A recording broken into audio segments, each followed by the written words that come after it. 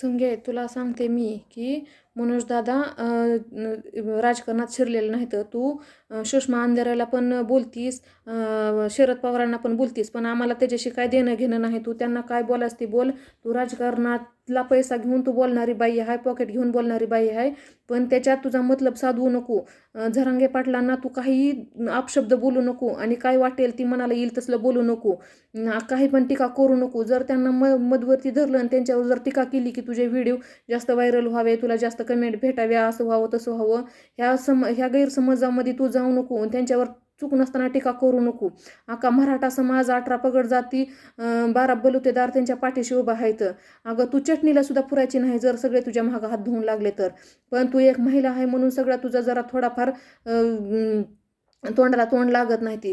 पण एक जर महिला तुझ्या एखाद्या जर तुझ्या पुढे जर तुला जर धडा शिकवायचं म्हटलं तर कमी करणार नाही, ही तुझ्या ध्यानात राहती.